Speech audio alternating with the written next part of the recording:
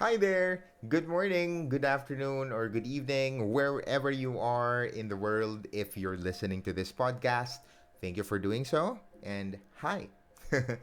Every 8th of November here in the Philippines, we commemorate the victims of the super typhoon Yolanda, or internationally known as Haiyan. Imagine, it has been 9 years now. By far, this has been my most traumatizing experience. I am a survivor, literally a survivor.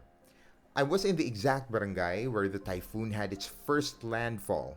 My house was exactly facing the sea. My family lost properties like our house, cars, and actual money. But I really would like to talk about the things that I've learned after the onslaught of the typhoon, lessons that I've learned.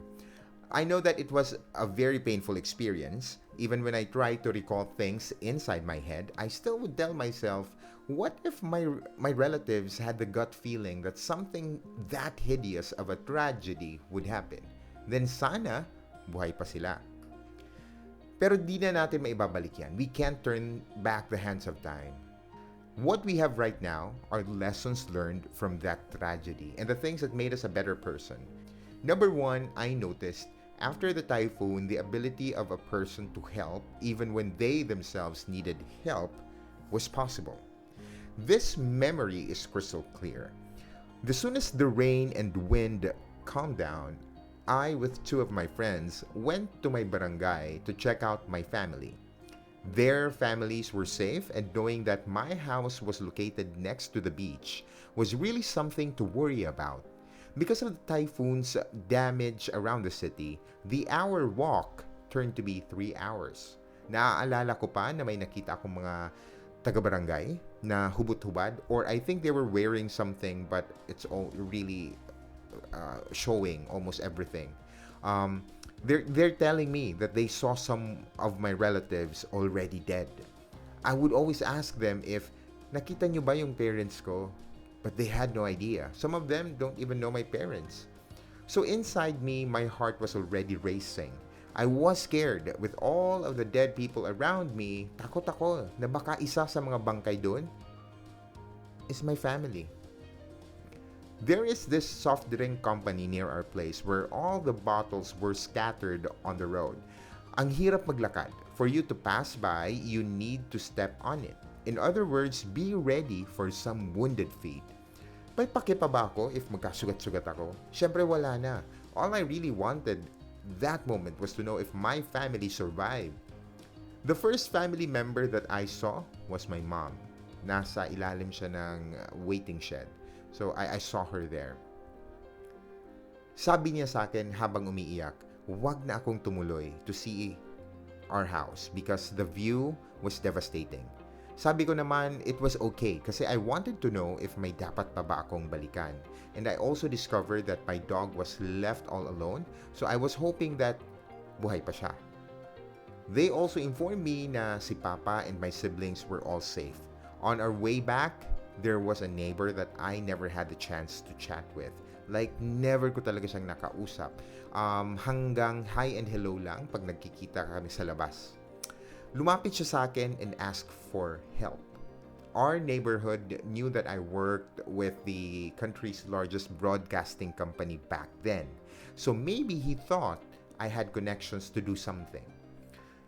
The situation was, his son broke his leg due to the typhoon. Magkambal yun sila pero yung isa safe, yung isa naman nabalian ng leg.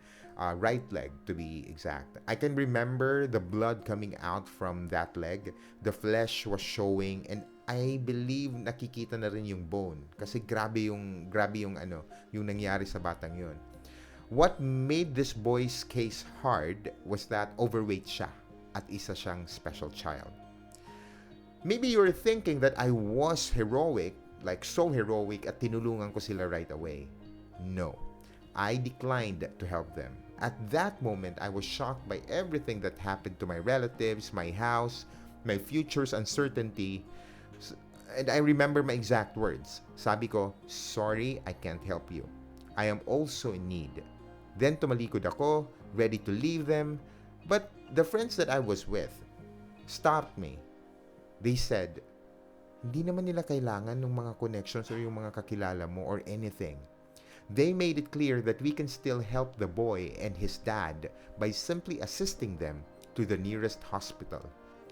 I felt guilty right away.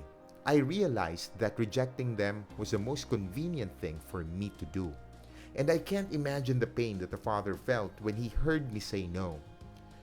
With my friends, we went back and analyzed what was needed. It was an hour before we hit dawn, so we needed light.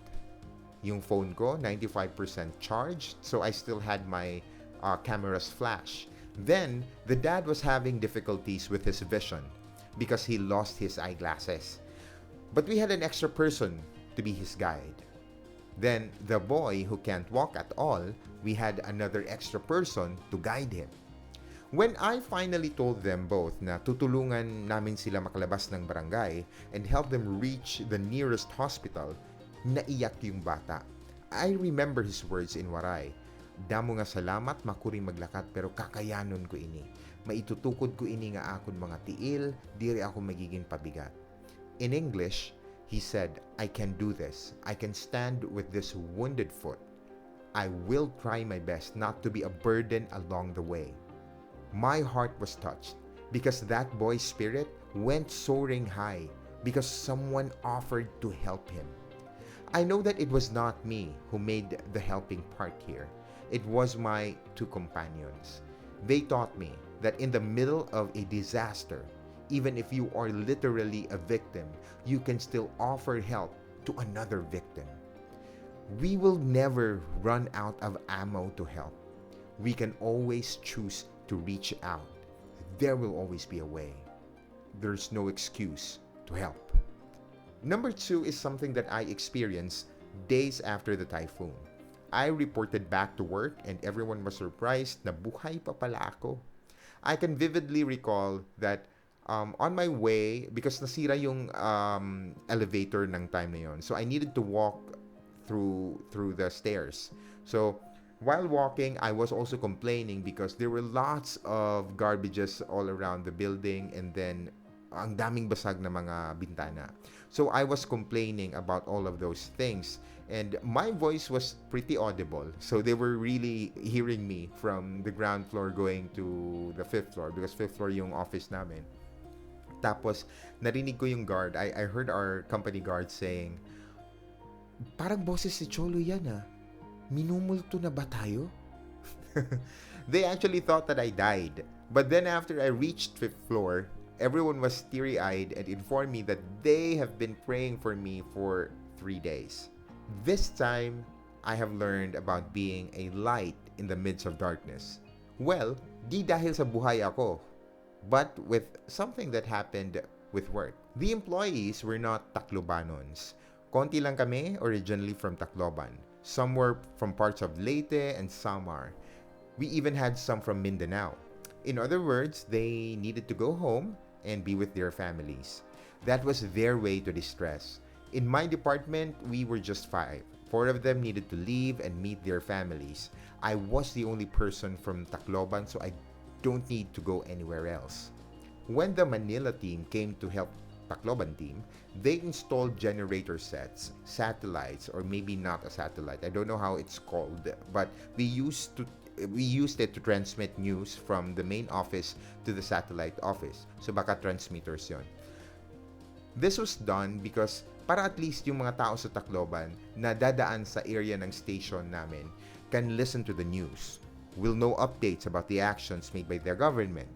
When all these were installed and we were all ready to start the broadcast back, all of my teammates were on their way home already. I was alone inside our radio booth for a couple of weeks. My family left for Manila to distress and for my sister as well. But that very moment, I decided to stay. Hindi ako sumama. In my heart, I was telling myself, my city needs me. I need to help rebuild what was destroyed by the typhoon. I need to do something for my fellow Taclobanons. O di ba para akong nangangampanya? But no, that very moment, I really felt that I need to do something. I would wake up early in the morning to make sure that our radio station was able to pump out news. Napakasimple lamang nun. Kailangan ko lang itaas yung volume ng soundboard, maglagay ng mga songs to make sure that the people are able to listen to music when the news was on break. But one thing that I really loved doing in the morning was to play a Christian song. It gave hope to the people that something good was about to happen. To be thankful that we were still alive. To realize that there is still a reason why we're standing, why we're here. It was not the end of everything. Painful as it may seem, there's a new chapter na pwedeng buksan, pero napakahirap umpisahan. That moment, I had the opportunity to help. So I took that chance. When I look back and talk to some of the other survivors, they would always tell me that there was this radio station who would play a Christian song every morning during the Yolanda, and it helped me believe that there's still hope for all of us. Then, one more thing that I learned during Yolanda days was to choose to be a bearer of right information. The aftermath of the typhoon allowed weird stories to circulate all around the city. Sa tingin ko nga dito nagsimula ang fake news. Things like yung mga namatay daw naging aswang. Meron ding version na yung mga aswang nagliparang papuntang Tacloban dahil madaming patay. Another fake news was that the government needed to eradicate the city because of its foul smell. Meron pang may tidal wave daw na paparating sa Tacloban weeks after the storm surge. All of these stories were made up by people. Right now, it seems funny, but if you were there, it sounded real. This taught people to fear for their lives. This made them feel uncomfortable being in their very homes. So imagine if you were one of those guys na nakatanggap ng mga kwento, you don't have the access to real news. Yung goal mo lang was to make sure na buhay ka at may kinakain kayo each day. And, or maybe you were still looking for the dead bodies ng mga relatives mo. Then this kind of stories is actually unsettling. It took more than a month for some from the downtown area to finally get their electricity back. I remember sa area ko, it was before New Year. So I spent Christmas in the dark. I also remember that during those times, nagkasakit ako ng chikungunya. But that time, hindi ko alam na chikungunya yun. I never heard of it. So, some would say that it was an effect of the typhoon and that there were diseases created by the dead bodies at isa na akong recipient sa disease na yun, sabi ng mga tao. I remember that I was really feeling bad about the state that I was in.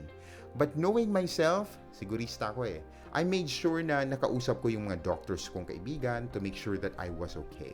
And that illness was manageable. And it was chikungunya. So at least nalaman ko. At hindi ako nagpanik ng wagas. Nung nakabalik na ako ulit sa work, I started doing all the outreach programs. When someone would ask me about those hearsays, right away, I tell them that there are no basis to any of those chismis. So chismis lamang yun. At the same time, I would always remind them of the so-called common sense. Kasi parang nung tumagal na walang telebisyon, walang radyo, walang cellphone, parang lahat na lang nakalimutang mag-isip ng common sense. To all my fellow survivors of the Super Typhoon Yolanda, let us choose to be a hero instead of a victim. There are others who are still suffering from what happened, and we can be that person who can share some love by showing them how we were able to move forward. Let us tell them that there is more to life. If our Heavenly Father allowed us to stay, then there is a reason for us being here. Be happy, be excited, and know that you are blessed. Thank you so much for listening. You have a wonderful day ahead.